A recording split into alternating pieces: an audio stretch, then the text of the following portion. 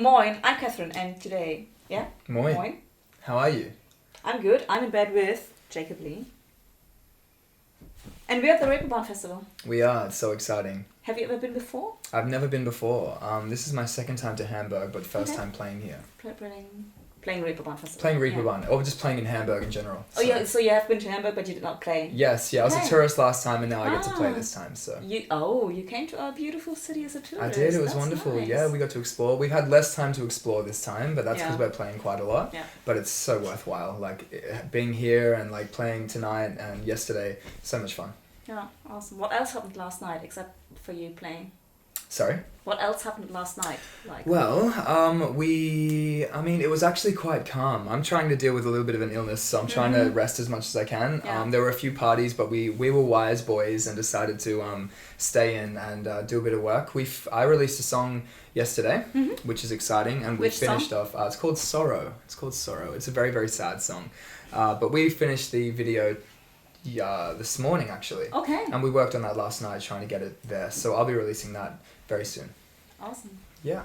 Keep a lookout. Where are you going to sleep tonight? We're actually sleeping in, it's called the Leonardo Hotel. I think it's near the airport because we're flying out very early to Okay, Zurich. so it makes sense to do the trip tonight. And then, Yes, definitely. We've got our luggage at the other hotel because we're going to play Reeperbahn tonight. Yeah. And then straight after that, we will be heading to that hotel. Yeah. So, yeah. Should be good. Yeah. If an album, a musical album, could become a person, which album would you like to have sex with? And it's not about the people. Oh my gosh. Okay. If we've removed the gender, I would say Continuum by John Mayer. Okay. I think it's very, very smooth and it would be a really romantic time. Cool. Like, I want to press the point that, again, I did not choose those questions. Kevin chose the questions, so I am not responsible for anything. The that first happens. one Kevin chose, I understand. I may have changed the order. I may have, but not voluntarily, just whatever. I see guilt on his face. Yeah. True. True. Who would you like to invite for a pajama party? Pajama Party. I feel like Ed Sheeran would be fun in Pajama Party. Yeah. Yeah, I think he'd just be he'd be a cuddler. Yeah. And I think that'd be a really fun time. Yeah, I can imagine that. Have you ever met him? I have not. I've seen him play twice live, both in Australia. First time was at a smaller venue, and then obviously the second time was a stadium. Yeah. But I actually, quite a while ago, and I still am quite inspired by what he does and his songwriting ability. And I've seen so many interviews and a lot of content online that he's created. And he just seems like a genuine human that's as well as a very talented guy. So I think it'd be fun to actually just spend time just chilling out with him in a very calm setting. And pajamas seem like the right choice. Yes, awesome. If you did not need any sleep, what would you do with the extra time? I would probably still be writing music or learning Sanskrit. Exactly, actually, yeah, that's very true. That's I do read quite a lot, and I do enjoy philosophy, as a lot of people that know me know. So I'd be, that's actually a great answer. I'd probably be trying to learn that language. There's so many more words in that language that we don't have. So I think that'd be special to kind of enhance what I already do with words in that way, as well as trying to write it as well, which would be, I'm so sorry that I just gave you, but we were talking about this before the interview, so that was no, that's perfect. That's so much better. I'm actually so glad you said that. What's the worst or the last nightmare you had? Actually, okay, I actually told Kevin about this recently. That's probably why you chose the question. Yes, this was only 2 nights ago, and I had a nightmare that my nemesis, who is only a nemesis for me, he's a person that I look at and I challenge myself in trying to be, more hardworking in a way, or getting further in a way, just because of past things that have happened.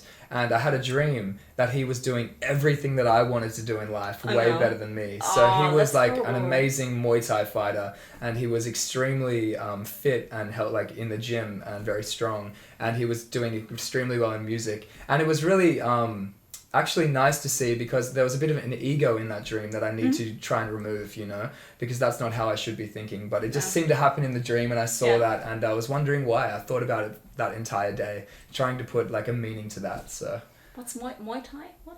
It's like a martial arts. Okay. Yeah, like a type of fighting. Mhm. Yeah. Okay. Are you a morning person? I like to believe I am. I've tried to be for so long. For a long time, I woke up at 4 a.m. with my alarm. Yeah. Because I like to be up before anyone else, and if Yeah. I can have a few hours before anyone wakes up, I feel a lot better. In reality, I think my body loves the nighttime. When I was younger, I would always do my creative work at night, all the way up until like 2, 3 in the morning. And I'm getting back into that now because I realized that for some reason, naturally, I feel better on that side. So I'm waking up I'm probably still waking up around like 6, trying to go to bed maybe like 12:30. That would have been my question. When do you go to bed? Because, Yeah. I try and have less sleep, but I understand that my body, as someone who gets quite congested and sick quite easily, I needed like maybe like 7.5, 8 hours sleep. So your body does need sleep. It does. It does. So. Which was the most uncomfortable place you ever slept at? Uncomfortable.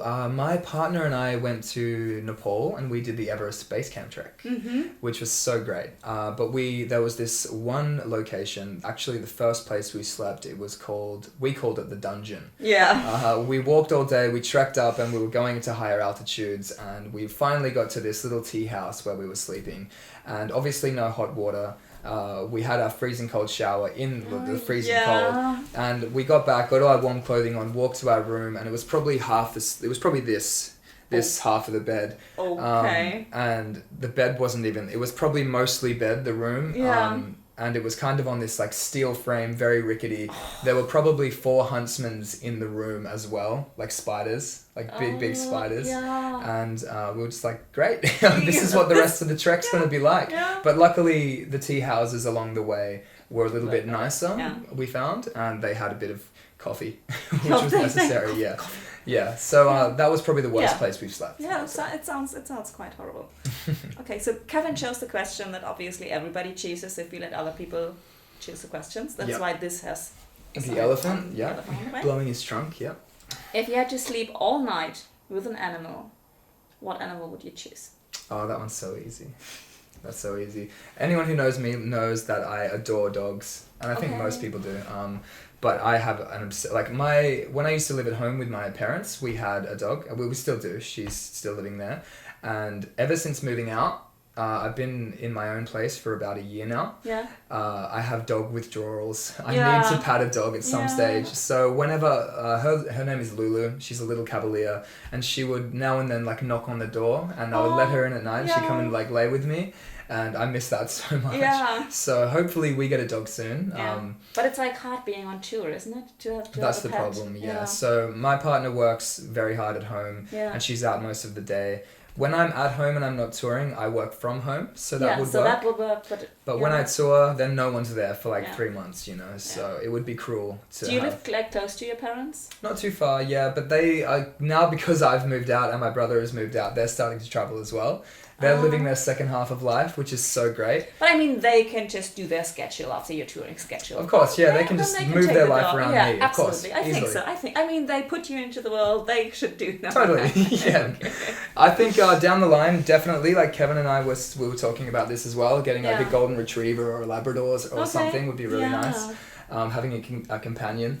I think I'm wondering how you would travel with a dog. Imagine going on tour with a dog. That'd be beautiful. I just don't know if they would deal with flying a lot. Yeah, I'm not sure. I don't think it would be like really nice to the dog actually. Although I have seen, there is a few dogs, and I've seen them on Instagram, where they put the earmuffs on and they go on helicopters all the time and they love it. Okay. So I think there might be a way. But that's like different than, like flying business. I guess so. Or like, so. Because I think then they put them in the cages. And exactly. That's why, you wouldn't do that, no way. No. But if you can find a way to have them with you somehow on the flight. So you need a private jet? Yes. Yes. That's what I'm saying. That's what you're saying, which is like very good for the environment, yeah? Yeah, I can probably get that next week, I'm sure. Easily. Yeah, like dog and private jet.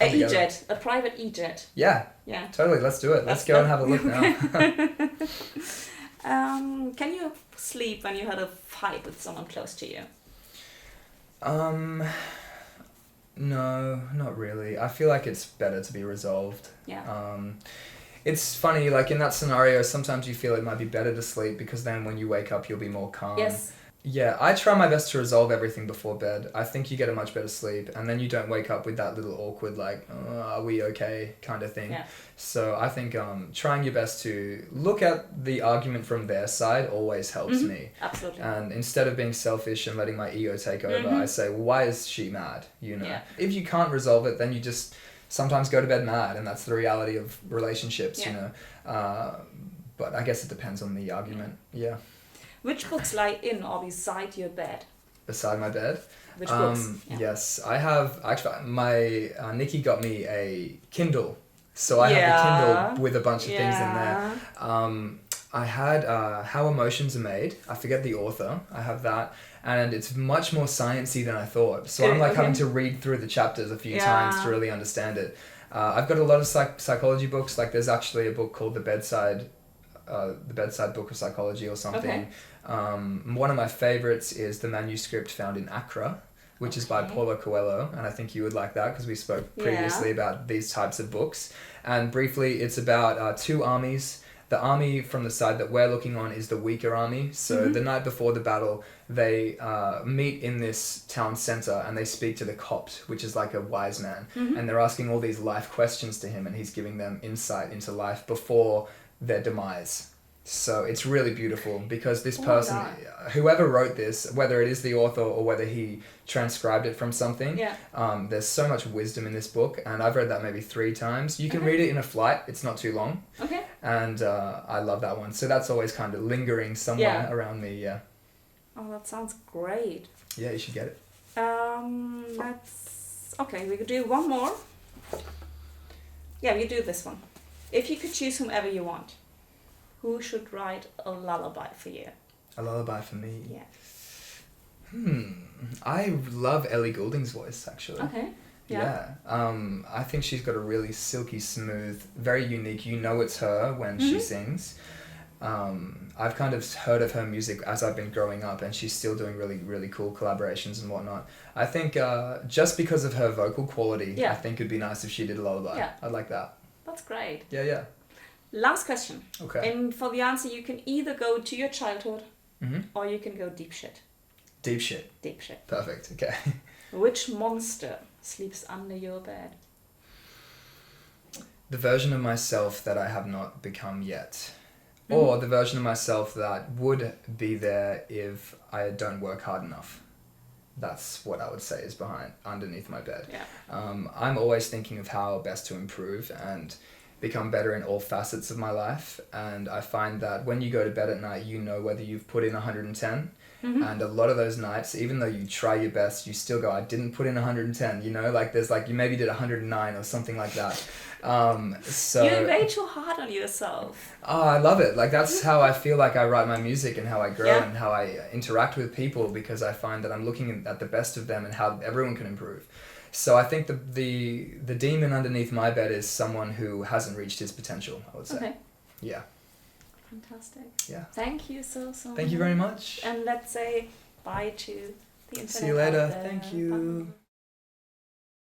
Bye. She said I'd wait.